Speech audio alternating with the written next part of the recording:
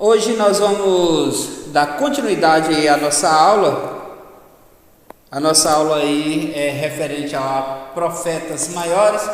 Nós já aprendemos que essa questão do nome profetas maiores não tem a ver com a grandeza do profeta, mas sim com o tempo que profetizou cada profeta, né? Então aqui nós já passamos aí por Isaías, tivemos 2 aulas a respeito do profeta Isaías, o maior livro aí da Bíblia, né? Só fica depois de Salmos, com 66 livros. E posteriormente tivemos 2 aulas, né?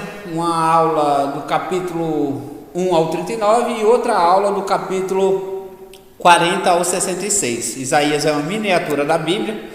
Posteriormente falamos aí sobre Jeremias. Jeremias é o profeta conhecido, o profeta das lamentações, conhecido como o profeta chorão. Falamos aí, vemos o que Jeremias passou, o tempo de que Jeremias profetizou, e ninguém dava ouvido às profecias, mas Deus já tinha avisado que Jeremias ia profetizar e o povo não ia dar crédito à pregação de Jeremias, assim como Isaías vai proclamar quem deu crédito à nossa pregação. E hoje nós entramos aí num dos livros complexos, né? Tem alguns textos aí de Ezequiel, profeta Ezequiel, que acaba aí sendo aí de difícil interpretação por algumas visões que ele tem, e assim nós vamos falar um pouco aí sobre o que Deus fez através desse profeta, o que esse profeta passou, né, na sua vida aí de profeta, que não é fácil.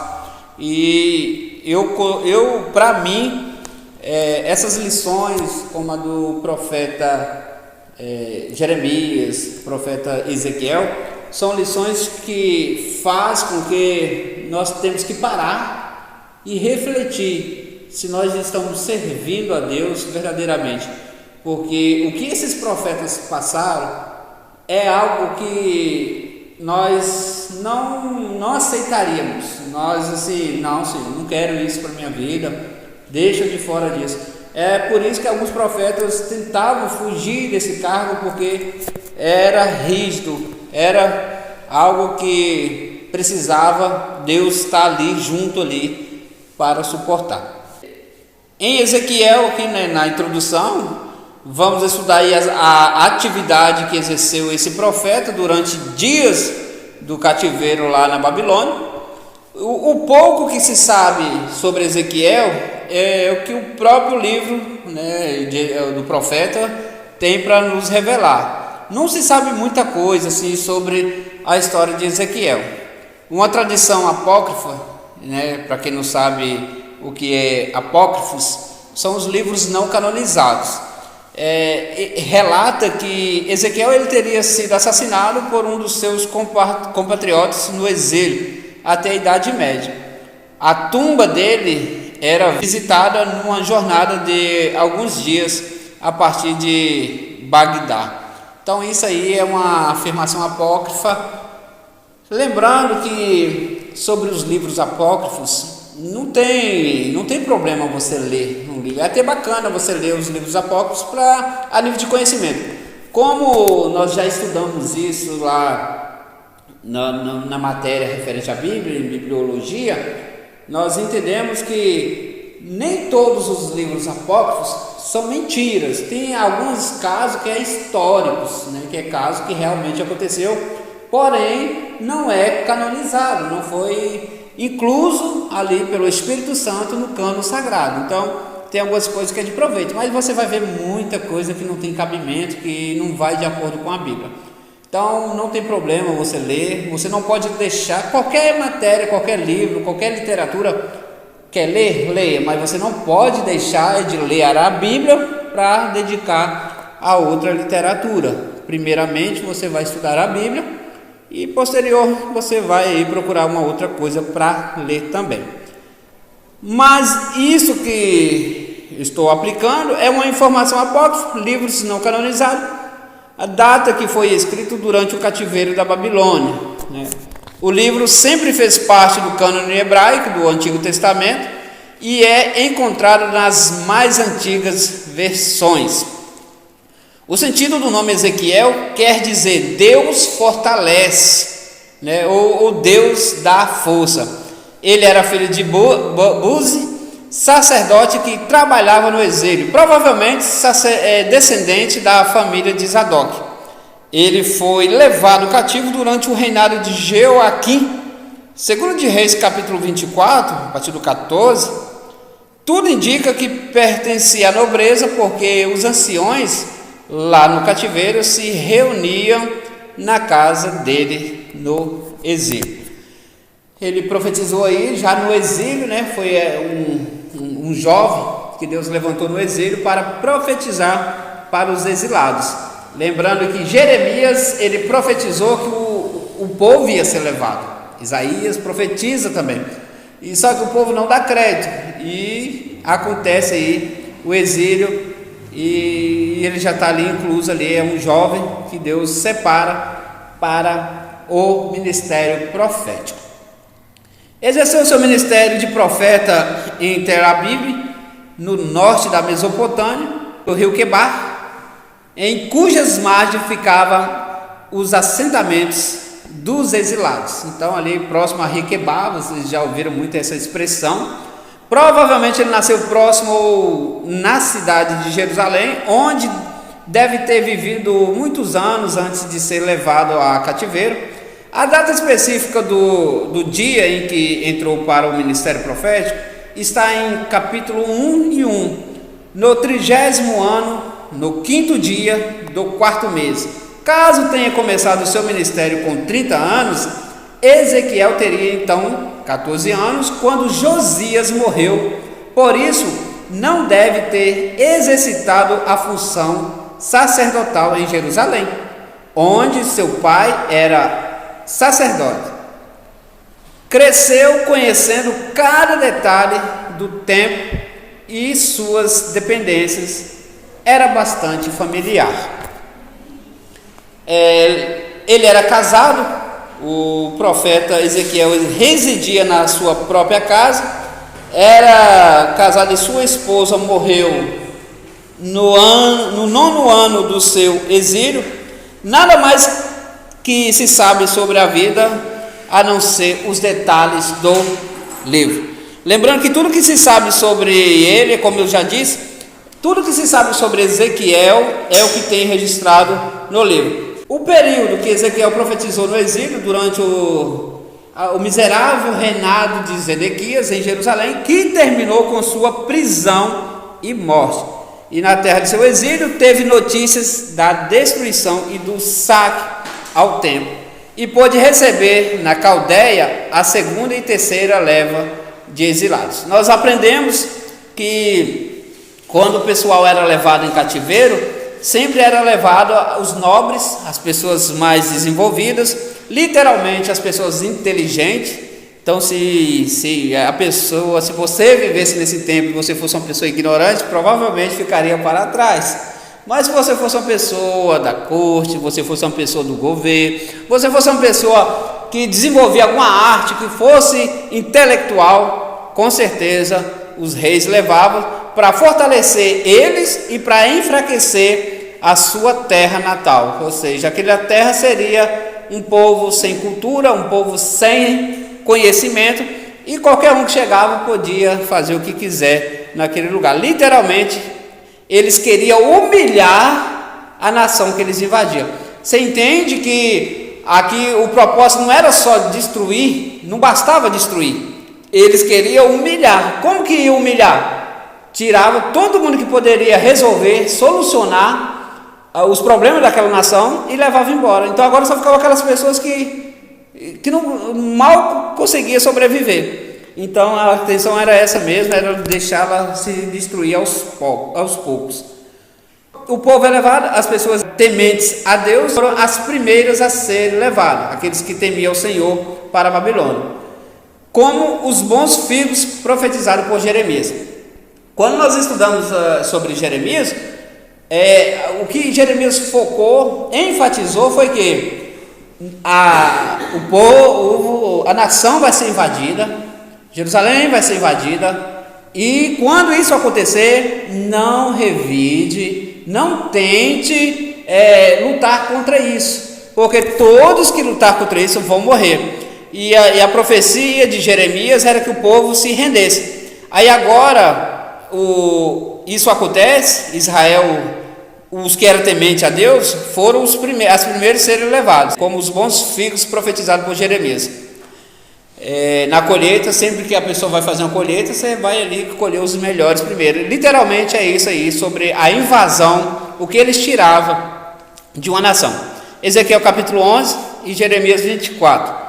Os judeus incrédulos fizeram o possível para ficar na terra de Israel, e quantos piedosos judeus logo se renderam para poderem ser salvos. Por isso permitiu que a esfera de trabalho de Ezequiel fosse diferente da de Jeremias. Os incrédulos perseguiam a Jeremias, enquanto os piedosos ouviam Ezequiel no exílio. Para Ezequiel estava mais fácil, porque aqueles já estavam exilados, né? Só que Jeremias não, Jeremias estava falando algo que ia acontecer, e é difícil aceitar isso, as pessoas aceitar uma coisa que ainda vai acontecer. Quando você já está vivendo, é mais fácil. É igual eu disse nas aulas anteriores, que com tudo que está acontecendo na nossa sociedade, o que aparece de profetas do caos não está, é muitos que aparece profeta, que vai acontecer isso. Mas uma coisa eu quero deixar bem claro para os irmãos: nós, servos do Senhor, nós não devemos esperar coisas boas do futuro. Vocês entendem isso, né? Você entende isso, né, Débora? Que nós não devemos esperar coisas boas nesse mundo, porque se nós vivemos seguindo a reta revelação da Bíblia, a Bíblia revela que é o final, é o princípio das dores, está começando a justiça de Deus a começar a chegar. Isso independente de quem esteja governando, mas ela vai começar a chegar, e nós temos que ficar atento a isso, porque tudo isso já foi profetizado, é bíblico. Para Jeremias foi um tanto difícil, mas agora para Ezequiel, o povo já está no exílio mesmo, então ele profetiza ali, e o que as pessoas colocam em seu coração, os obedientes, os que obedecem, é que Jeremias profetizou que quem rendesse ia viver, quem se rendesse ia viver, agora quem revidasse morreria. Aí essas pessoas que foram já estavam cientes da profecia de Jeremias, agora eles estão ouvindo um profeta, e a esperança dos exilados agora era retorno. Então só que ainda assim a parte que Ezequiel vem profetizando é parte de exortação, não é literalmente nós já vamos voltar, não. Ele ainda fala, precisa se arrepender, é arrependimento, tem que se arrepender. Nós só vamos voltar quando acontecer o arrependimento. Então o povo fica ansioso, os cativos viviam ansiosos para voltar a Jerusalém, mas Ezequiel lhes ensinava que deveria, primeiramente, antes de voltar antes de voltar para Jerusalém, tinha que voltar primeiro para Deus. Por isso ele profetizou durante 22 anos, isto é, até o 23º do cativeiro, capítulo 29. E provavelmente viveu com os cativos de Quebar o restante de sua vida. Então, ele foi levantado aqui no cativeiro, e dá uma esperança, não, Deus está falando, nós estamos no cativeiro, Deus está falando, então olha, coisa boa. Não, primeiro o que Deus está falando é para se consertar. O povo, por que o povo foi levado a cativo? Por desobediência. E agora, foi levado a cativo, melhorou? Não. Aí ainda continua necessitando o pessoal ainda não voltou para Cristo ainda. E aí é aquilo que acontece. Como nós estamos cativos e nós temos uma esperança de voltar, então acho que está chegando a hora. Aí Ezequiel levanta, não é isso que Deus está falando, não. Deus está falando para consertar, e é o que Deus vem cobrando nos dias de hoje, das nossas vidas, conserto, Conserto. O que Deus quer de nós é conserto. Se você olhar por uma ótica humana, você vai ver assim: nossa, mas esse Deus é rígido. Não é que é rígido, é que Ele é santo. E para ter comunhão com Deus exige santidade. E se você ter santidade, você vai ver que é melhor sacrificar-se, se isentar do mundo para ter essa comunhão com Deus. Então, só quem vive a comunhão com Deus vai entender que compensa todo esse sacrifício, toda essa separação do mundo. Mas enquanto a gente está ligado no material, nós não temos essa convicção. Não precisa, Senhor, tá bom assim, tá desse jeito, né? Tá legal, eu tô com você tudo certo, mas não é verdade. Não é verdade. Entende? Então, o Senhor começou a usar pessoas para falar, os profetas para falar de coisas que Ele iria fazer e aquilo foi abrindo minha visão. Então, hoje eu consegui entender que isso me faz feliz. Você era uma grata, sim, pelo fato de simplesmente que você fala da boca para fora. E não era verdade, mas era simplesmente pelo fato de que eu queria que aquilo fosse verdade, entende? Mas o Senhor, quando Ele olha pra gente, Ele sabe que a verdade que não é. Tanto que se eu estivesse naquela situação que eu estava há muito tempo atrás, eu não fico feliz. Então, o prazer de Deus é derramar chuva de bênção sobre a sua vida. Por que o homem queixa? É dos próprios pecados. Então, isso que eu estou te aplicando para vocês, é que o sacrifício que você faz para se livrar do mundo, que não é fácil, esse sacrifício você só vai entender que ele vale a pena quando você tem um vínculo com Deus. Ou seja, o mundo está te jogando pedra, o mundo está, assim como fazia com os profetas, está todo mundo contra você, mas você, todo dia ali, você ouve a voz de Deus. Então essa comunhão que você tem com Deus, ela faz você superar tudo isso. E o prazer de Deus para a sua vida é que você coma. O que a palavra de Deus diz? Se honrar e obedecer, Ele tem o melhor dessa terra para você. O melhor dessa terra é uma picanha bem assada, um cupim bem assado. Então, literalmente é o melhor. Deus tem o melhor para você, mas só que para isso exige sacrifício. É por isso que Davi profetiza: eu fui moço, hoje sou velho, mas eu nunca vi um justo desamparado, nem sua descendência a mendigar. Então, não é que as pessoas vão trazer migalha para você, não. É que Deus vai fazer prosperar o seu celeiro. A palavra de Deus diz que nós falhamos porque nós não sabemos pedir.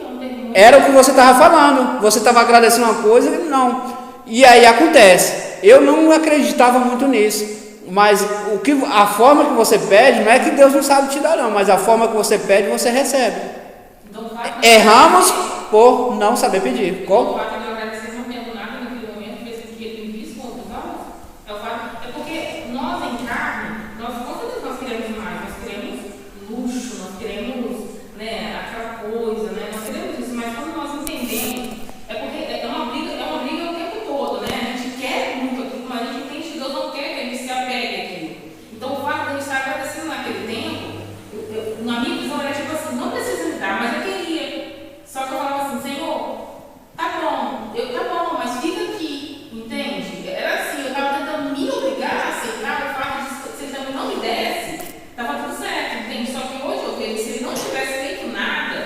Estava aborrecida. Mas aí que tá. Mas pelo fato de você estar agradecendo ali, você já estava contribuindo, porque Deus conhece o nosso íntimo. E aquela gratidão sua ali simbólica era melhor do que uma murmuração. Entende? Você literalmente é isso aí. É fé. É você tentar ver melhoria. Não. Tá bom, mas eu creio que vai melhorar. Então é por aí. E é isso que eu estou tentando aplicar sobre a questão desse vínculo com Deus. Esse desligamento do mundo, ele não é fácil, ele é difícil. Só que só você tendo essa comunhão com Deus, você vai entender que compensa. É por isso que eu já até fiz a aplicação para vocês, que Isaías vai dizer, que Paulo diz, que ele é o pior dos pecadores. Por quê? Porque eles sabem que quanto mais perto de Deus, eles reconhecem o seu pecado, eles entendem, eles veem que o seu pecado é grande, e por isso que eles vão se considerar maior do que os outros em pecado. Então, o que Jesus ensinou é o quê? Aquele que quer ser o primeiro, que sirva a todos. Então, quanto mais você reconhecer que você é falho, que você entender que sem Deus você não é nada, você cresce, Deus trabalha na sua vida. O estudo do livro ele fica mais ou menos assim: para uma maior compreensão, o livro será dividido em grupos pela ordem de datas dos acontecimentos. Existem profecias que não contêm uma data específica e serão incluídas na data do acontecimento que as precede. Ezequiel parece haver organizado suas profecias e visões pelos anos do cativeiro, isto é, relevante para o estudo e suas profecias. Aí nós vamos estudar aí o quê? O que nós vamos falar um pouco aí, resumidamente aí, porque é muito conteúdo. Profecias proferidas no 5º ano, né, o cativeiro de Jeoaquim. No segundo tópico, o cativeiro do Jeoaquim ainda continua, e Ezequiel mostra as condições espirituais do povo, prevendo a punição severa. Na terceira parte, a predição da ruína futura de Jerusalém. Na quarta parte, o cerco da cidade de Jerusalém. Na quinta parte, no 25º ano de profecia, a profecia contra Moabe e os filisteus. Na verdade, são 14 partes para ser estudada, e nós vamos falando um pouquinho de cada isso aí. Algumas profecias contra o Egito, contra Edom, contra Tiro, a Filisteia, Moabe. Então nós vamos passar um pouco aí sobre contra Gog. Seguindo o esquema acima aí, esse esquema sugerido aí pelo livro, é possível entender melhor o livro. Na primeira, a profecia do 5º ano de cativeiro, né, ele já estava ali, de Jeoaquim, isso é do capítulo 1 ao 7, e o chamamento de Ezequiel acontece nesse meio aí, no momento já do cativeiro. A visão dos querubins, que é uma das coisas mais comentadas do livro de Ezequiel, a visão que Ezequiel teve dos seres viventes, pode ser interpretada como sendo os querubins, pela descrição do versículo 6, como tendo 4 rostos e 4 asas. Os querubins são vistos de Gênesis a Apocalipse. Ezequiel nem consegue descrevê-los direito, dada a glória resplendente de Deus. Após a queda, Deus coloca os querubins com espada refulgente e impedia o homem de voltar a entrar no jardim. Isso aqui é uma questão muito polêmica. Como é que esse homem ia entrar no jardim? Onde era esse jardim que os anjos guardavam? Todo mundo ia querer ir lá ver esse jardim, né? Vamos lá ver esses anjos guardando esse jardim. Então, querubins é tratado em toda a Bíblia. Paulo ele escreve que as coisas que o homem não viu, aquilo que a mente não conseguiu imaginar, aquilo que não subiu o coração do homem, são as coisas que Deus tem reservado para os que aguardam a Ele. Então, na visão de Ezequiel aqui, é assustador a forma que ele descreve aqui os querubins aqui, a forma que ele descreve esses querubins. Mas como Paulo diz, tem coisas que não é cabível, a mente humana ela é muito pobre para discernir, para entender o que Deus tem falado. O que Deus tem no céu, para o nosso entendimento, nós não conseguimos decifrar, descrever. Moisés, orientado por Deus a colocar 2 querubins, né, também na Arca da Aliança, Êxodo capítulo 25, nós estamos falando agora um pouco na primeira parte aí, sobre querubins. Isaías diz que sua visão, que viu serafins, no entanto, todos os assemelha ao que viu João no Apocalipse, quando afirma que era querubins. Compara Isaías capítulo 6, 11, com Apocalipse 4 e 6, capítulo 4, versículo 6 ao 8. Quando se compara as 3 visões, percebe-se uma semelhança entre todos eles e que leva a crer que os serafins, Isaías capítulo 6, são os mesmos querubins de Ezequiel e Apocalipse. porém visto aí com profetas diferentes e visões um pouco diferentes, mas no final das contas tem uma certa semelhança. Isaías vê um deles tirando a brasa do altar, Isaías capítulo 6. Ezequiel veio tirando uma brasa debaixo das asas, Ezequiel capítulo 10. Os querubins são os 4 ventos do céu que saem de onde estava perante o Senhor, de toda a terra para toda a terra. Zacarias capítulo 6 também profetiza sobre isso aí, sobre anjos. Esses seres têm o privilégio de viver junto ao trono de Deus, na presença do Senhor.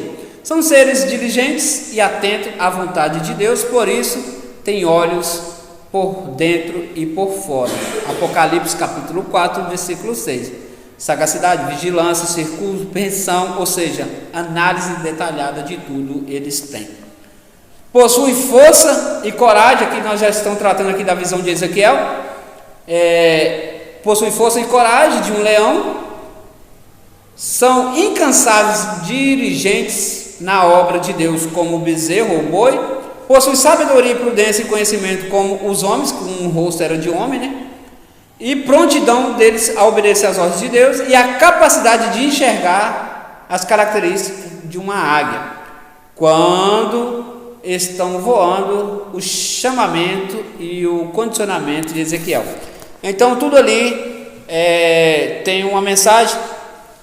Eu até estava preparando um estudo uma vez, eu parei sobre isso, que essa visão aqui que Ezequiel tem aqui, sobre esses seres viventes aqui, e essa aplicação aqui desses 4 animais aqui, eles têm uma semelhança com os evangelhos, né? E eu estava fazendo a colocação e discernindo aí qual que era cada um, o que representava cada um, porque se você for olhar, vai tratar da águia, do homem, vai tratar do leão e do touro. Se você for assemelhar com os evangelhos, tem muito tempo que eu tentei preparar um estudo sobre isso, acredito estar até aqui, mas a semelhança que você vai ver no 5º ano do cativeiro de Joaquim, no 5º ano, os querubins nós estamos falando, e aqui sobre os seres viventes, né, que tinha rosto de leão, rosto de boi, uma parte do rosto era boi, uma parte era de homem e a outra era de águia. Então ele tinha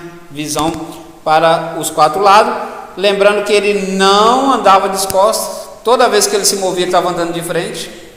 Ele, para qualquer lado que ele estava andando, ele estava andando de frente. O chamamento e o comissionamento de Ezequiel, no capítulo 2 e 3, esta voz me diz: o chamamento nem sempre se dá de forma miraculosa, como aconteceu com Ezequiel e outros profetas, né? Pode surgir também como fruto de um compromisso com Deus, paixão por seu propósito e desejo de servir. Nem sempre Deus fala com a pessoa lá no meio do nada, igual falou com alguns profetas, que eu te escolhi, que eu tirei você para ser meu profeta. Tem alguns que é só por dedicação mesmo, a pessoa dedica, Deus vê a dedicação da pessoa e tira dali um trabalhador para o reino, para a seara. A palavra de Deus diz que a gente receberia dons, entende? Entendo. A pessoa pode passar a vida inteira como eles não têm Deus, não receber dons? Pode. Mas não é porque ela não é porque assim, não, ela não merecia o dom, é por causa da dedicação, do buscar. Mas todo mundo, se você for olhar, todo mundo vai ter um dom, alguma coisa ela vai ter, algum dom ela vai ter. Só que aí, Paulo ele fala para nós buscar os melhores dons. Que dons que você acha que são os melhores? Fala, Luciano.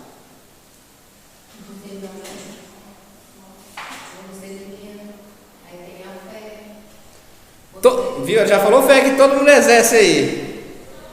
E o que você falou é bem interessante. O que você falou é muito bom, profetizar. Mas o que ela falou lá de discernimento não tem igual. Qualquer um que falar com você, na hora você sabe se é Deus ou não. Quer coisa melhor que isso? Porque hoje tem muitos falsos. E hoje precisa muito disso. colocar a mão aqui e a pessoa ser curada, profetizou, aconteceu. Mas eu acho que foi bem interessante o seu dom aí. Mas só que a gente ensinou isso aí, essa lição, na escola dominical.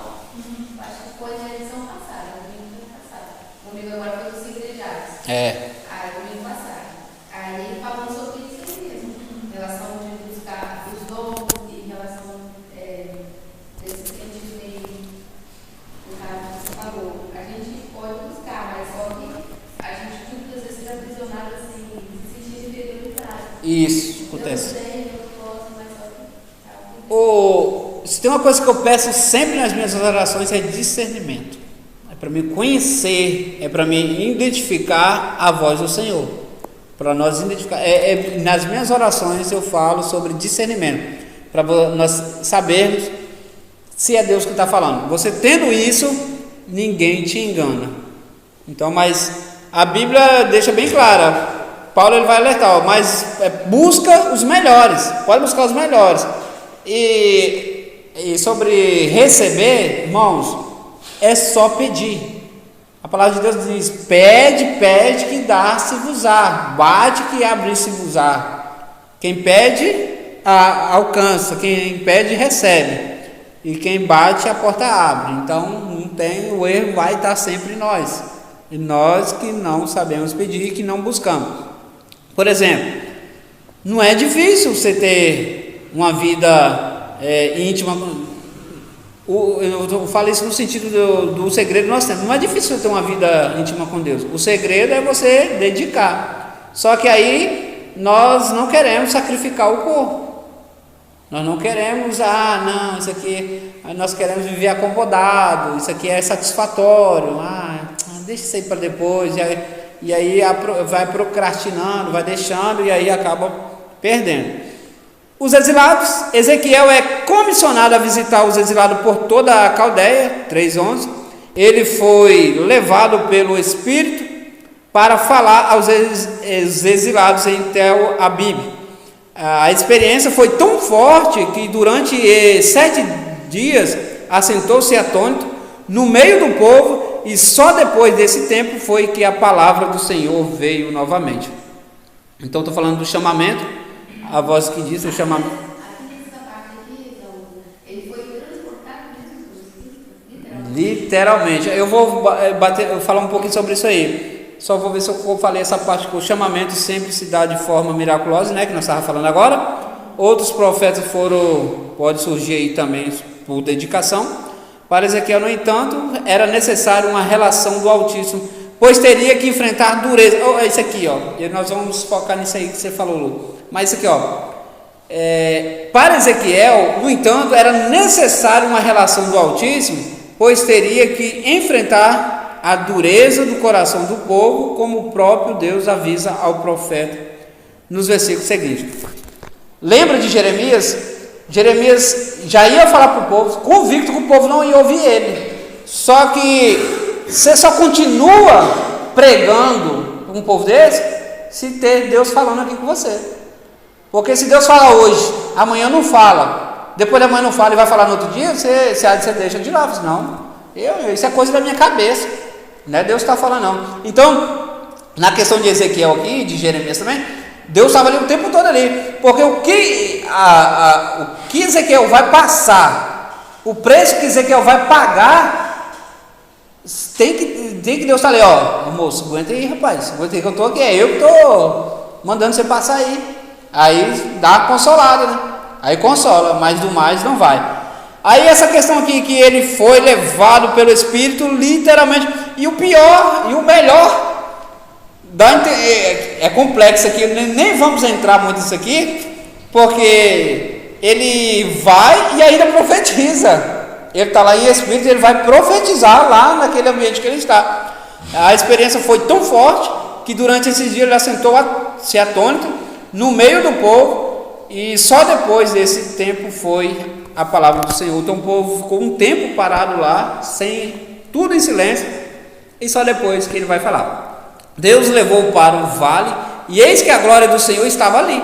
Deus pediu a Ezequiel que se encerrasse dentro de casa, para não ser preso pelos compatriotas.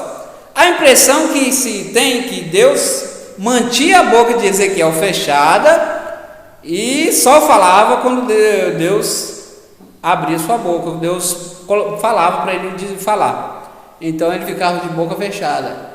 Não é mole isso, não é fácil isso, ficar calado e só abrir a boca para pronunciar a palavra de Deus. Só abrir a boca para falar o que Deus tem para falar. Você querendo conversar com alguém, você querendo ter relacionamento com outras pessoas, e Deus fica aqui. Só vai falar quando eu falar. E na verdade, você tem que observar em relação ao uso do profeta, como a palavra que Jesus coloca para a gente, o profeta, ele é uma pessoa que ele parecia para cumprir a ordem do Senhor. E hoje, no nosso dia a dia, Nosso contexto. os profetas de hoje estão querendo o quê? Então, é por isso que se esses pregadores da atualidade, se eles estudarem as histórias dos profetas, eles vão ver que, ou seja, o nosso exemplo maior é Jesus, e o quanto que Jesus pareceu. Mas vamos deixar Jesus aqui de lado e vamos olhar o histórico dos profetas. Se nós formos olhar o histórico dos profetas, se nós formos servir a Deus e passar pelos que os profetas passaram, você quer ser profeta? Quer ser profeta da forma que eles foram profetas? Não dá. Era muito sofrimento, não vai. A vida não dá. Aí ele implorou aqui, ó, mas ele suplicou porque era algo repugnante. Então Deus lhe permitiu cozinhar no esterco do gado. Os símbolos, e tem essa, tá? Tinha que seguir, ó. Os símbolos proféticos, no capítulo 4, Deus sempre pede a Ezequiel alguns símbolos proféticos e que o povo entendesse, ou seja, daquele contexto.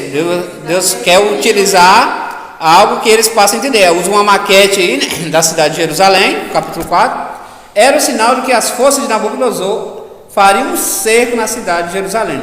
Dormir. Ezequiel deveria dormir durante 390 dias para o dia representando um ano. Depois deveria deitar durante 40 dias sobre o lado direito, cada dia por um ano. Para não mudar de posição durante o cumprimento desses dias, Deus o prendia com cordas, isso é, o profeta era mobilizado, dormia de um lado e não podia se mexer porque ele estava amarrado, ele ficava desse lado dormindo durante anos desse lado. Imagina, a gente deita um pouquinho, a pessoa já vai ver, você está atravessando a cama, já está de outro, se tem alguém, você já empurra ali, você chega para lá, quer meu espaço. Imagina ficar numa posição só. Era o que ele passava. Até aqui ainda está tranquilo ainda, não é bom, mas ainda está relevante. A alimentação, que foi a colocação. A comida seria racionada, né, equivalente a alguns pãezinhos, né, no capítulo 9, e deveria ser cozido sobre fezes humanas. Mas Ezequiel suplicou ardentemente ao Senhor que era algo repugnante, então Deus lhe permitiu cozer sobre fezes de gado, né, esterco de boi, no capítulo 4, e todas as expressões proféticas serviriam para avisar aos exilados o quanto haveria de sofrer e que ia sofrer Jerusalém, os que ficarem em Jerusalém. Então ele deveria raspar a barba, né, os cabelos da cabeça, a barba, que isso também era um sinal de desonra na atualidade, a menos que a pessoa tivesse feito um voto, mas Deus manda ele também raspar a barba e o cabelo. Aí vem as profecias. Ezequiel profetizava com o rosto virado para os montes, capítulo 6. Esse capítulo contém uma profecia sobre a desolação da terra de Israel e um lamento de tristeza pela destruição que virá. Israel aqui simbolizado por montanhas, altérios, pequenos montes, rios e vales, por onde a espada de Nabucodonosor passaria, destruindo a terra, no capítulo 6 ainda. O castigo era iminente, não tinha jeito, ia vir de qualquer forma. Nesse capítulo, Jerusalém está confiante de que será destruída. Ezequiel recebe do Senhor a profecia de que o fim virá, por certo virá e não haverá escape. Então, a nação, ela estava no nível de reprova com Deus tão grande que não tinha nada que fazia os projetos de Deus ali mudar de ideia. Na segunda parte aí, que é o 6º ano do cativeiro de Joaquim, o povo é punido. O arrebatamento de Ezequiel, nesse capítulo Ezequiel está na sua casa no cativeiro e os anciões de Israel com ele. Repetidamente ele é arrebatado, certamente seu corpo fica ali inerte, enquanto o espírito é levado a Jerusalém, uma mão o tomou pelos cabelos. Isso foi arrastado aqui. A visão: Ezequiel se vê em tempo real na cidade de Jerusalém e seguindo as orientações que ouve ver tudo o que acontece na cidade, ou seja, ele estava ali em espírito e presenciando os acontecimentos. Ele cita o nome das pessoas que adotaram a Tammuz ali, uma imagem, ele estava cultuando, e homens com ele, com seus incensários, adorando esse Tammuz, uma imagem de Tammuz ali. E Ezequiel vê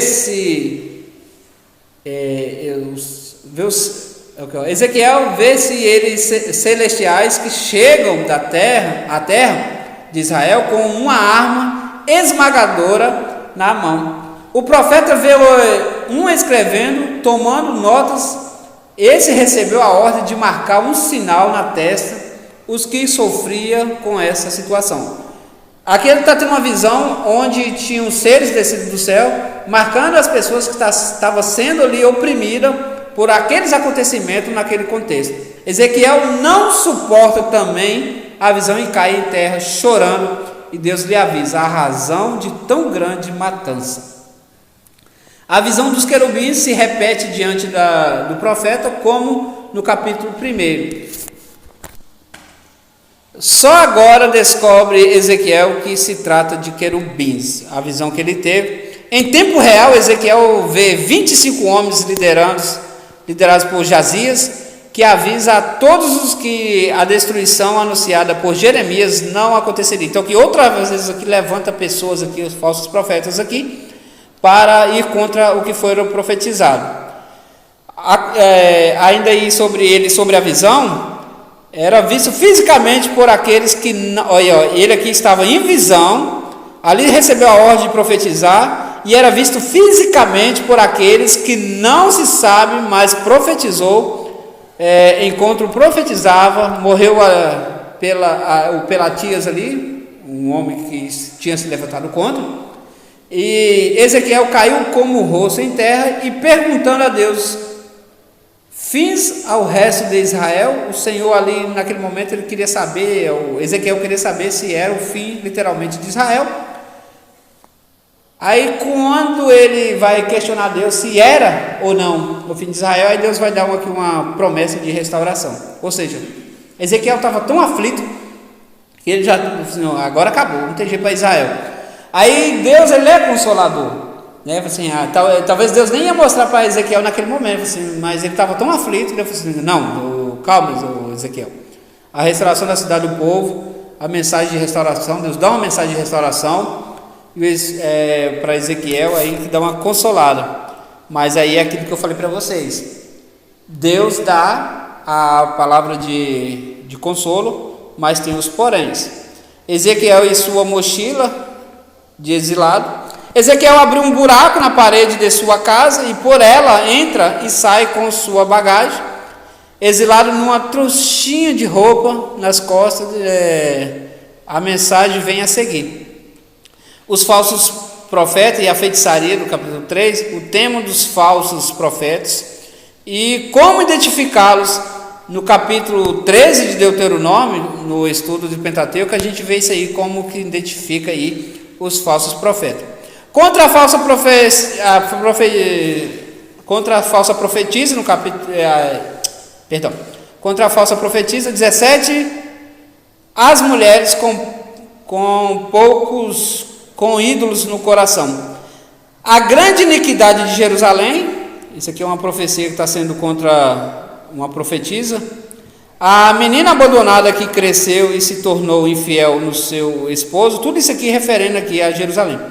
O enigma das duas águias e a videira, a responsabilidade individual, no capítulo 18, e a parábola do leão enjaulado, o leãozinho enjaulado. Então, tem algumas coisas, se vocês estudaram o livro de Ezequiel, se vocês verem, vocês vão ver algumas coisas lá que as profecias de Deus contra Jerusalém é tão terrível que vai referir até a duas irmãs que tem lá, se vocês lerem, que as mulheres eram tão, no linguajar de hoje, tão prostitutas, que elas tinham relação com todos os tipos de homens e não saciava. Se vocês olharem, vai ter contexto ali que vai dizer que os órgãos masculinos para elas não eram suficiente mais. Vocês vão achar isso em Ezequiel, vocês vão estudar e vão ver isso, que não os satisfazia. Vai ter referência a animais para vocês terem. Vou deixar isso para vocês procurarem aí, para vocês saberem, para vocês verem o nível de prostituição que chegou à nação. Há algumas referências que diz que Sodoma e Gomorra não chegou a tão nível de pecado a quanto eles chegaram. Se eles tivessem ali, haveria mais arrependimento para eles ali do que para a nação separada. Depois vocês procuram para ver o nível de prostituição que chegou esse povo. O sétimo, e hoje, se for comparar hoje, então nem se compara. Hoje está essas coisas que acontecem hoje é desde a antiguidade. Não existe nada novo. Não existe. Tudo que existe. Agora a febre da homossexualidade. E isso era mais. Se você for olhar no contexto disso, era muito forte lá no passado. Só que aí a gente viveu um tempo que isso aí ficou camuflado. E aí esse tempo que ficou, não existe, tá? Esse negócio. Só que agora atacou de novo. Ou seja, deu uma pausa, mas atacou. Mas lá no passado. Eu acho que era na Grécia que eles falavam que tinha tipo um espaço, né? Que era. Sim, literalmente as práticas homossexuais era muito comum lá no passado. E isso tudo já para provocar mesmo, para aborrecer as coisas de Deus. No sétimo ano as predições de ruína futura de Jerusalém. No quarto ano, no tópico 4, o nono ano que começou o cerco de Jerusalém, a parábola da panela e a morte da esposa de Ezequiel, no capítulo 24, no capítulo 24. O cerco de Jerusalém pelas tropas de Nabucodonosor para destruir a cidade começa com Jerusalém, é comparada a uma panela suja que mesmo ficando tempo e tempo e tempo no fogo, não ficaria limpa, né? Segundo exemplo é o cerco de Jerusalém, que foi a morte da esposa do profeta. Deus não queria que Ezequiel lamentasse a morte da esposa. Olha, a vida do profeta. Geme em silêncio, capítulo 24, 17. Ezequiel falou essa palavra pela manhã e à tarde a sua esposa faleceu. E Deus não deixou ele lamentar a morte da esposa. Porque literalmente era o que Deus estava passando com Jerusalém. Era o que Israel estava fazendo, a provocação que ele estava fazendo com Deus, a tristeza. E também, mas ele também não cansa. Porque as pessoas não iam falar, Deus está em silêncio. Tem muito Isaías, quando passa por uma situação, Deus vai ser não deu não fica. Isso aí. Deus não se cala. Deus está sempre trabalhando. Então, quando as pessoas falam não respondem porque não quer escutar, às vezes? Tem coisas que é questão de tempo. Você quer muito uma coisa de Deus e não é o tempo. Na sua visão, está passando a hora. Mas quem sabe as coisas é você ou Deus? Então não é o tempo. Você vai pedir. Acontece de acontecer antes? Acontece. que se torna lá, né, o conhecido como vontade permissiva. Você tanto quis que aconteceu, mas não era o que Deus queria naquele momento. Ah, por que deu errado? Se não foi o Senhor que me deu? Foi eu que dei, mas dei na hora errada que você pediu, insistiu muito. Você até chantagem fez aí. Não existe os que fazem chantagem? Até? Então funciona? Pedir mais.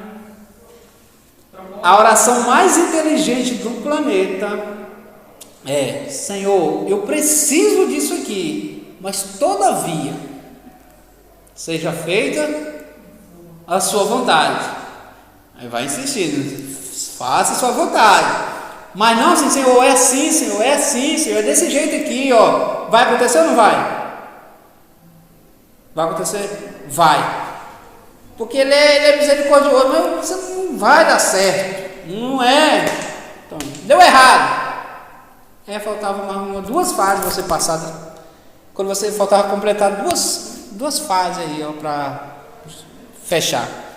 Então, quando a gente tenta fazer determinadas coisas não dão certo, é porque Deus está tentando retardar isso ali para a gente poder. Todas as coisas cooperam para o bem daqueles que amam e buscam aí a Cristo. Então, até os tropeços, é igual o ditado, né? Até os tropeços que você toma, quando você trupica, você costuma ir para onde? Não é para frente? Você trupicou, começa a cair lá para frente, assim, você vai, até um trupicão ali que você toma ali, você te joga para frente. Então, as coisas cooperam. Difícil entender uma morte de um ente querido, alguma coisa que acontece, uma perca de emprego. Uma perca de emprego até que não, porque se às vezes Deus te tirou dali, porque está te livrando de algo, ou tem algo melhor, mas tem que ver a parte, o agir de Deus, tem que ver a parte boa. É essa a questão. Porque se nós somos direcionados, eu sou convicto, eu sou crente numa coisa, que se a empresa que eu trabalho, ela me mandar embora, eu sou convicto que eu não vou passar necessidade. Isso eu sou muito crente nisso, porque eu creio que ele vai abrir uma porta de um lado, eu creio que se não abrir uma porta ele vai enviar uma maneira. Eu sou muito crente nisso. Então, nós que somos direcionados por Deus, nós temos que ter essa convicção, nós temos que saber.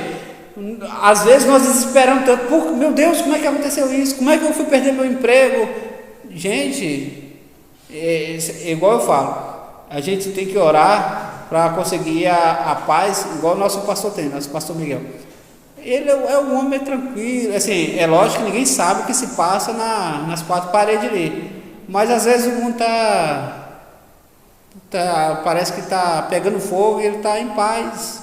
Então a gente tem que ter essa paz. Nós temos que ter essa paz. É necessário nós termos essa paz. Lógico, é o nível de fé. É a crença que as coisas vão se acertar. Então cada dia mais nós temos que exercer a nossa fé. O quinto ano, Ezequiel lamenta a morte da esposa, não pode lamentar. No nono ano, a profecia contra Moabe, semelhante a Jeremias, o profeta abre sua boca contra as nações que oprimiam Israel, e aqui ele vai profetizar contra Moabe, contra Edom, tudo escrito errado aqui, e Filistias, ou os filisteus. No sexto tópico aí, no 10º ano, Jerusalém foi tomada e o templo é destruído. Durou um cerco de 18 meses. O capítulo 26 e 28, profecias contra Tiro. Na Filistia era uma cidade pujante à beira do mar, fortificada, e tinha a marinha como mercado e sua grande força. Então eram os perseguidores agora sofrendo um castigo.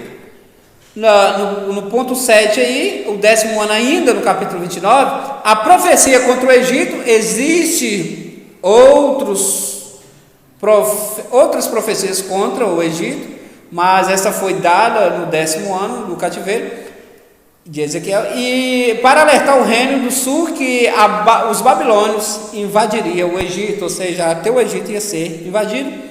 Aí tem outra profecia ainda contra o Egito ainda, no ponto 7 aí, que é no 27º ano, os caldeus já haviam invadido a cidade de Tiro, e Deus deu a Nabucodonosor a terra do Egito como recompensa pelo serviço prestado. Ou seja, Nabucodonosor aqui estava sendo um servo fiel. Ele era um perseguidor do povo de Deus, ele era o castigador, e ele estava sendo eficaz no que ele fazia.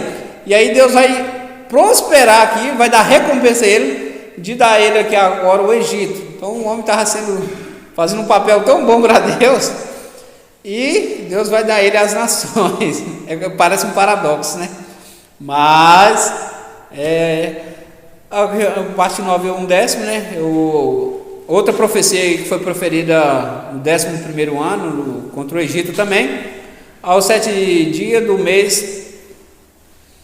Os acontecimentos não são sequenciais no mesmo ano. No 3º mês, Ezequiel recebe outra profecia contra o Egito no capítulo 31. Aí na parte 10 aí tem uma profecia que é do ano 12º, que é contra o Egito novamente.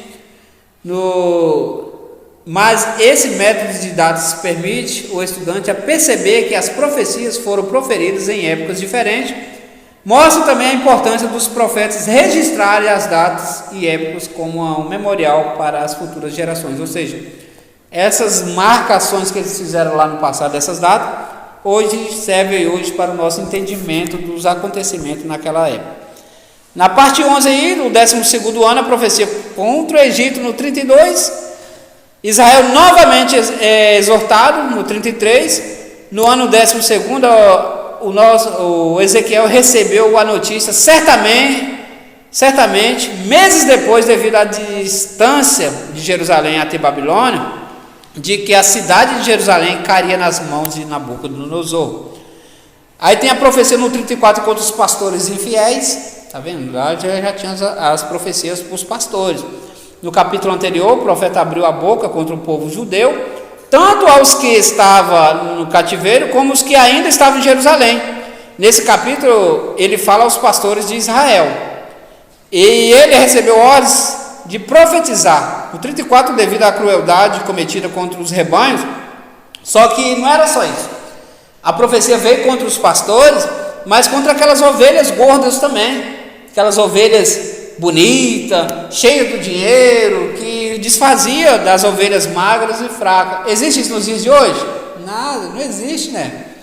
Pessoas que quer ser mais crente que os outros, pessoas que têm de tudo dentro de casa, mas não olha para uma pessoa que está necessitada.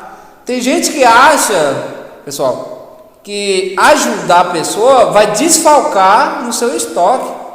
Se a pessoa tivesse noção do que significa isso, ele vivia ajudando as pessoas. Ajudar pessoas é multiplicar seu celeiro. Você sabia disso, né? Então as pessoas, o avarento, ele pensa que se ele tirar para ajudar, para abençoar alguém, vai desfalcar no seu celeiro, vai desfalcar nas suas economias. Só que o que a palavra de Deus nos deixa bem claro, que ajudar o necessitado, literalmente ajudar Deus. Deus precisa de ajuda?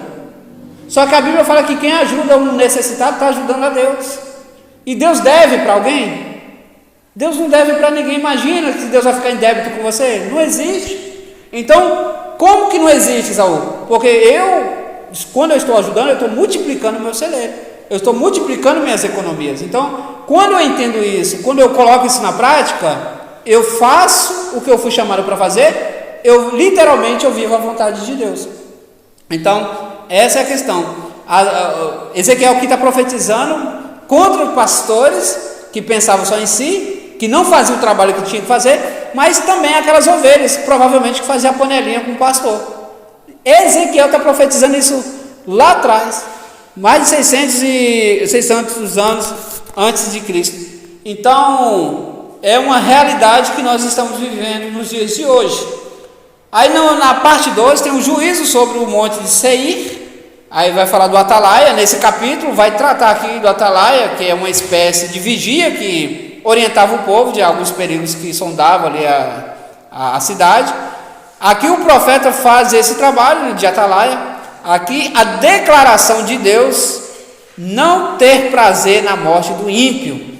É uma coisa muito comum. Eu tentei um vídeo sobre isso no canal, sobre essa questão de tudo as pessoas atribuir, né? As pessoas estão morrendo lá fora e atribuir a Deus. E aí Deus vai falar aqui para Ezequiel que ele não tem prazer na morte do ímpio. Para Deus é melhor que um santo, que um justo morra do que um ímpio. Deus não tem prazer. Muitas pessoas estão morrendo lá fora e falam assim, não, está morrendo porque falou contra Deus, porque fez isso. Não é por causa disso. É por conta do pecado. Aí tem uns agravantes. Tem alguns pecados que é mais agravantes. Então, acaba morrendo. Mas Deus fica triste com isso. Deus não quer isso. Deus não quer que o ímpio morra. Deus quer que ele chegue ao arrependimento. E Deus vai falar isso para Ezequiel. Por isso que as pessoas, quando chegam na idade, quando estão velhas, elas não morrem logo, elas ficam ali sofrendo. Bondade de Deus. Até ela se arrepender. Tem pessoas que passam anos na cama sofrendo, mas se ela tivesse feito um concerto com Deus no início, ela já tinha morrido. Tem pessoas que passam anos na cama sofrendo e morrem. Tem pessoas que não era para passar nem um mês. Se ela tivesse feito um concerto com Deus, tinha morrido. E aí eu vejo bondades de Deus. Ainda que a pessoa está sofrendo, mas foi impedida de ir para o inferno.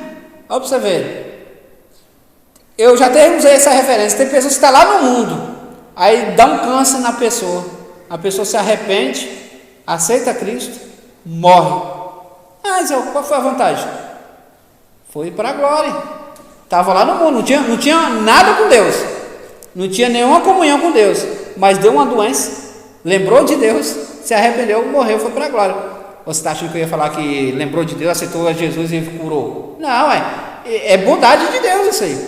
A pessoa que morreu salvo, porque vamos dizer que acontece, está lá, aconteceu uma doença grave, uma coisa grave, Deus curou, aí está curado, está vivo, o que faz? Faz o que Pedro profetiza, igual o cachorro que vomita, vem cá, depois volta lá e uma porca que dá um banho na porca, coloca ela aqui, quando vai ver, pulou na lama de novo.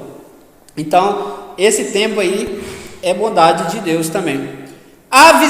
Uma das coisas mais comentadas sobre o profeta Ezequiel, na parte 3, no 12º ano, as visões consoladoras, e a vitória sobre Gog, a profecia contra as nações e a restauração de Israel.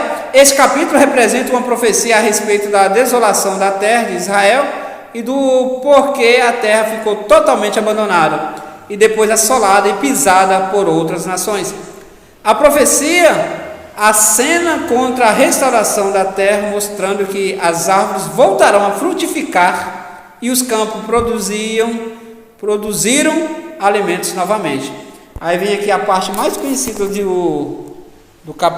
Ezequiel, que é o capítulo 37, que é a visão dos ossos secos. Existem diversas interpretações sobre esse texto, mas ele é usado constantemente aí para falar do que Deus pode fazer até mesmo com ossos secos. Deus está trazendo agora para a nação palavras de que vai consolar. E aí Deus faz Ezequiel se encontrar num campo de ossos secos, e a palavra relata que é ossos sequíssimos, é mais do que secos, são ossos que estão já esfarelando, né? Quase virando pó. E Deus mostra para ele se pode. Deus pergunta para ele: pode esses ossos voltar à vida? E ele responde: tu sabes, Senhor. E aí acontece, está falando de restauração, o que Deus faria por Jerusalém, o que Deus faria pela nação, por Israel. Trata o texto de restauração das nações de Israel. Ezequiel, em êxtase ou em visão, vê os ossos secos espalhados pelo campo e profetiza e levanta sua voz, e os ossos, ajuntando-se aos seus ossos, carnes e tendões se surgiram. Ezequiel profetizou, e o espírito de vida vem sobre os corpos inertes, e eles vivificam, até que se torne um exército poderoso. A promessa para Israel é: porei em vós o meu espírito e vivereis. Capítulo 37. Ou seja, o pessoal estava morto no pecado, mas ainda Deus, se ele se arrependesse, Deus ia restaurar. As pessoas hoje estão mortas. Quem está no pecado está morto. A pessoa em pecado está morta. mas se a pessoa buscar, clamar o arrependimento, Deus vivifica esses ossos secos nos dias de hoje. Os 2 pedaços de madeira, né? Deus manda Ezequiel separar 2 pedaços de madeira, um para Judá e outro para José e para Efraim, e o povo sem entender, e ele envia para essas 2 nações, e o povo sem entender o que isso significa, aí ele vai trazer a revelação. O povo pergunta, não vai responder, não vai explicar para nós o que significa isso? E ele traz para o povo que Deus ia unir novamente as nações que estavam separadas, que foi separada lá em Rehoboão, vocês lembram? Quando dividiram as tribos, tribo do norte, tribo do sul.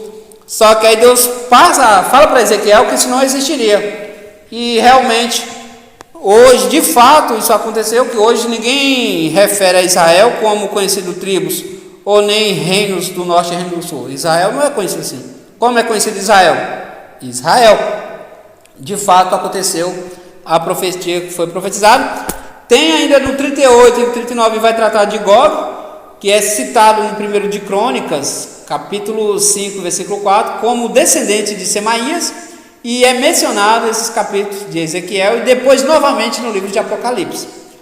Quando o norte atacará Israel, alguns insistiam que era a Rússia na época, né? Mas a interpretação não tem muita coerência, porque surgiram outras nações poderosas ao norte, como a China, né? Então é uma espécie de um tabuleiro que Deus vai fazendo surgir ali, e Deus coloca a peça onde quer colocar, no momento certo que quer colocar. Só que, se tratando de Gog, as nações voltaram a reunir e atacaram a Israel depois do cativeiro da Babilônia. Muitas vezes isso aconteceu. Várias vezes o povo voltou contra Israel, só que Deus deu o livramento. Porém, João também vai falar de Gog, da batalha de Gog, do Magog, mas aqui a revelação que Ezequiel está trazendo aqui fala mais de uma grande batalha. Isso vai se tratar mais no final de Apocalipse capítulo 20. É uma coisa mais que está pendente para acontecer. Está pendente ainda. Aí na parte no 14 aí, o ano, a visão do tempo, no 40 e 48, depois o 25º ano aí. Aqui, irmãos, não a profecia de Ezequiel, aqui está, esses versículos aqui do 40 e 48 são considerados aí os capítulos mais difíceis da Bíblia de compreender, né? Conforme a cronologia, as datas do 25º ano ocorreu 14 anos depois da queda da cidade de Jerusalém. O livro de Daniel complementa o tempo restante do cativeiro, porque apesar de supor que tenha sido levado para o cativeiro na mesma leva de exilado de Ezequiel, Daniel teria vivido cerca de 90 anos e estava velho quando a ordem saiu para o povo retornar a Jerusalém. Ezequiel e o fim dos tempos, no 40 e 48, como eu disse para vocês, contém uma visão do tempo que Ezequiel escreve. Essas são consideradas os 8 capítulos mais difíceis de serem entendidos de toda a Bíblia, não só de Ezequiel, mas de toda a Bíblia. Os judeus só deixavam as pessoas lerem esses capítulos depois dos 30 anos de idade, por causa da sua complexidade. E os jovens são avisados que se depararam com coisas incompreensíveis que só serão explicadas por Elias quando este voltar. Aí vocês me perguntam, quando que Elias vai voltar? Tem algumas ideias, né? Porque nas visões apocalípticas aí, alguns deduzem aí que Elias ele vem, né, juntamente com quem? Alguns dizem que seria Enoque, por não ter... que não provou da morte. Alguns referem também que Elias e Moisés, por causa do que faz, né?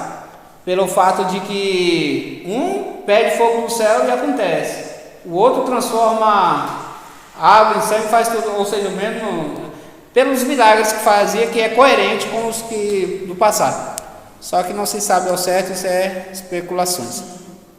Então, não era permitido, e eles falaram tem coisas que só vai ser explicado. Uma coisa eles estão certos, tem coisas que só serão reveladas o arrebatamento, quando encontrarmos com o Senhor. Isso aqui é uma realidade, porque as coisas reveladas, a própria Bíblia fala, as coisas reveladas são para nós, as não reveladas, como João vai viver muitas coisas que não foram explicadas. Opa, não escreve isso aí não, João, não tem? João estava lá escrevendo, disse, não, João, isso aí você não escreve não. E a curiosidade que dá, o que João não escreveu? O que João colocou ali e não escreveu? Provavelmente ele deve ter contado para alguém. Mas ainda que ele tivesse contado para alguém, se não está no registro ali, é tudo especulações, não é considerado, não, isso aí não pode ser verdade não, porque... Então, e tem coisas também que não tinha como escrever, não tinha explicação. É igual falando do hebraico, lembra na aula passada que nós falamos sobre algumas traduções, tem palavras que não tem no hebraico, porque o português ele é muito rico em palavras, já o hebraico é mais pobre na quantidade de palavras, então tem traduções que não confere ali a risca pelo fato de não encontrar palavras. Então são uns capítulos complexos. Muitos comentaristas que estão no momento aí, eles omitem a exposição desses capítulos. No entanto, é possível extrair algumas considerações e explicá-las ao Evangelho de Jesus Cristo e a igreja, porque a igreja hoje é o tempo de Deus na terra. Nenhum tempo escapa da seguinte observação de toda a terra: em Israel não seria possível, está falando de um templo aqui, jamais seria possível uma cidade aqui que é descrita, ou seja, na Europa, na cidade, caberia, aqui vai ter uma profecia no 48 aqui, umas medidas de uma cidade que ela fica aí, fica um branco e as pessoas não sabem discernir, mas acreditamos que isso aqui trata do futuro de uma cidade celestial. E aí vocês ainda vão encontrar aí algumas aplicações aí nessa parte do 48, na parte da 14ª parte do livro, que aí é bom dar uma lida, dar uma pesquisada, mas Ezequiel ele é um profeta, você vai ver que ele profetizou também, lá no capítulo 28, tem uma das profecias que é muito interessante, que nós acompanhamos aí, coisas que dá a entender. Eu vou achar primeiro e vou falar do que dá a entender. Ezequiel capítulo 28, quando eu lembrava era 28, tomara que não mudou. 28, a profecia contra o rei de Tiro, que eu não apliquei lá no momento. Que isso aqui, faz uma referência ao rei de Tiro, mas também faz alusão aí a outro ser, que é profetizado também em Isaías capítulo 14. Vocês lembram o que está escrito lá? Sobre quem está referindo lá? Então aqui, pela sabedoria, pelo teu entendimento, lançaste para ti riqueza e adquiriste ouro e prata. Estou lendo o Cato já, o capítulo 28, versículo 4. Portanto, no 6, portanto, assim diz o Senhor Deus, pois que consideras o teu coração como se fora do coração como se for um coração de Deus. Por isso, eis que trarei sobre ti e estrangeiros. Vou descer um pouquinho mais. Veio mais a minha palavra do Senhor dizendo no 11: Filho do homem, levanta-te uma lamentação sobre Tiro. No 13, vou pular, coloquei o querubim. Eu te coloquei, 14, 28, 14. É fácil de identificar isso aqui agora, Isaías 28, Ezequiel 28, 14. Aí você vai lembrar que 14 de Isaías vai tratar de um assunto parecido. Então 28, 14 e 14 de Isaías. Abre Isaías 14 aí para nós ver o que nós achamos lá. Enquanto isso eu vou lendo aqui. Eu te coloquei como querubim da guarda e estivesse sobre o monte santo de Deus. Andaste no meio das pedras afogueadas. Perfeito eras os teus caminhos desde o dia em que foste criado. Até em ti se achou iniquidade. Está falando do rei de Tiro, mas está falando aqui também, dá a entender que está falando do querubim ungido. né? E aqui vocês percorrem aí a partir do capítulo 28, perfeito eras nos teus caminhos, desde o dia em que foste criado, até em ti achou iniquidade. Tem gente que nega que isso aqui é a referência a Satanás, mas gente, está falando de querubins. O rei de Tiro era um querubim, era um anjo, então é muito óbvio que é Satanás, né? Vou ver se a minha referência é o capítulo 14 de Isaías se bate aqui. 14 de Isaías. Subirei, isso, 14, ó, fica facinho ainda, mais fácil ainda, ó. Subirei acima das alturas das nuvens e serei semelhante ao Altíssimo. Vê aí que para vocês procurar referências sobre o inimigo, é fácil de achar. Isaías 14 e Ezequiel 28:14. É muito simples, ó. Se vocês associarem, não dá erro não, tá bom? Então, meus irmãos, resumidamente aqui, conta o histórico, Isaías fala, Ezequiel conta o histórico aqui da origem do inimigo, da origem do diabo, e é um livro muito forte para nossas vidas. Se levar pelo fato de ser profeta, nós temos que aprender muito a ser profeta, a dedicar as coisas de Deus da forma que deve ser dedicado. Nós vivemos num contexto onde não precisa passar por tudo aquilo que eles passaram, porque com o avanço da tecnologia, com o avanço da ciência, a gente não precisa passar pelas mesmas coisas que passaram, mas nós temos as nossas lutas do dia a dia, e sobre a comunhão, ela tem que ser a mesma que desde lá do início. O sofrimento não precisa ser o mesmo, você não precisa viver as mesmas coisas, porque hoje nós temos condições melhores. Por exemplo, eu tenho um conhecimento que uma pessoa daquela época não tinha, porque eu tenho a Bíblia nas minhas mãos.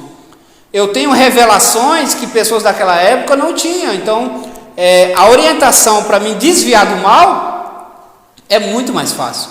Então, eu tenho muito mais capacidade de me isentar, de me afastar do mal do que o pessoal daquela época, porque às vezes eles dependiam de um profeta, às vezes que ele não ouvia, mas juntando tudo que eu tenho aqui, então fica muito claro que se eu não fugir da aparência do mal, se eu não voltar para Cristo, a consequência já está revelada aqui. Mas você percebe que as estratégias eram diferentes? A forma de aplicar no momento era mediante a necessidade, o contexto que eu falo assim, é o que tinha na época, eles utilizavam para aplicar para o povo. Não, veja, tem uma forma como as pessoas veem cada época separadas, sabe? Umas eram jogadas, né, em prisões, eram queimadas, sufocadas, entendeu? Eram estratégias, né? Deus ele agia de uma forma grandiosa, mas as coisas também eram mais agressivas, né? Hoje não. Hoje a gente tem um sussurrar, nós temos aquelas coisas que elas são bem mais suaves, né? É como se o agir de Deus ele fosse mais suave, ele fosse mais, como eu posso dizer, mais parcial. facilitou. Isso. Só que hoje, o que o inimigo faz? Ele ridicularizou. Então hoje, ser crente, você falar em línguas, você receber algum dom espiritual, você às vezes viver um estilo de vida, como posso dizer, um espírito reto, é ridicularizado. As pessoas têm vergonha de ser cristão. E no último dia, Deus vai falar: apartai-vos de mim, maldito, para o fogo eterno que está preparado para o diabo e seus anjos, que eu não vos conheço. Eu falei. Eu falo assim, que é o medo da imagem, entendeu? Hoje tudo é uma imagem. Foi amenizado bastante coisas, mas devido ao que eles passaram, isso o Evangelho hoje facilitou muito para nós, devido ao que a semente foi plantada. A semente era o quê? O sangue deles derramado lá, e o crescimento hoje. Só que a estratégia do diabo também mudou. Ele hoje não sai por aí matando igual matava no passado. Teve o agir de Deus pela semente que foi plantada, é o primeiro. Só que a estratégia do inimigo, o inimigo está aí há mais de 10 mil anos. O Raul Seixas canta isso, só que está mais de 10 mil anos aí, ó. E não tem nada nesse mundo que ele não saiba demais, não é isso que ele fala? Literalmente ali é uma biografia do diabo. Ele canta uma biografia do diabo. E aí você acha que o diabo ele vem, ó, eu vou matar crente. Ele via que surgia mais crente. Quanto mais matava, eu falei assim, não, esse negócio está dando certo não. matar não. Vou deixar isso aí. Exatamente. Como Deus, ele ficou, como Deus não, né? Deus ele não mudou. Mas assim, como parece que a forma de se comunicar, ela ficou mais suave, automaticamente o inimigo está tentando, da mesma forma, seguir o mesmo padrão, não tem o que eu quero dizer? Tipo assim, Deus hoje não cai fogo do céu como se viu naquela época. Mas hoje Deus ele ainda opera, ele ainda vai, ele ainda fala. O inimigo da mesma forma, ele está entrando de uma forma que as pessoas não sutil, percebem, né?